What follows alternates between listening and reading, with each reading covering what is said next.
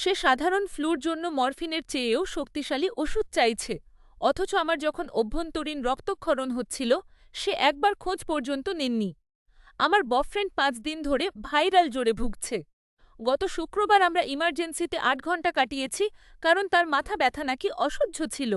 আমি সব দায়িত্ব নিয়েছিলাম।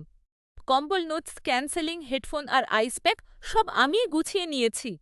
আমিই তাকে হুইল চেয়ারে করে ঘুরিয়ে ফিরিয়েছি। আর সে? সে একদম ছোট বাচ্চাদের মতো আচরণ করছিল। সে অভিযোগ করছিল যে স্টাফরা যথেষ্ট দ্রুত কাজ করছে না এবং আরও বালিশের দাবি জানাচ্ছিল।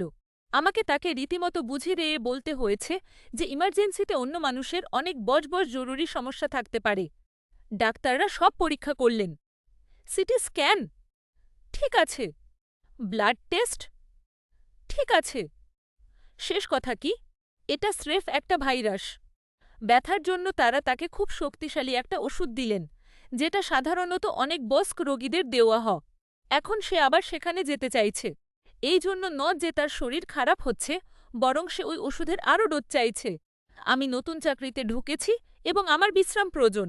আমি প্রস্তাব দিয়েছিলাম যে তার বোন তাকে নিয়ে যেতে পারে, কিন্তু সে জেদ ধরেছিল যে আমিই যাব। আমি তাকে না বলে দিয়েছি।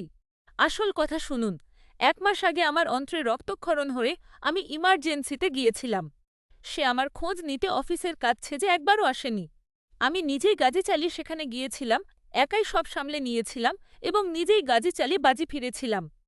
আর এখন সে কান্নাকাটি আর জেদ করছে কারণ আমি সাধারণ ফ্লুর জন্য তাকে হাসপাতালে নিয়ে যেতে রাজি নই। তার পার্সোনাল ড্রাইভার হতে অস্বীকার করার জন্য কি আমি খুব খারাপ মানুষ হয়ে গেলাম?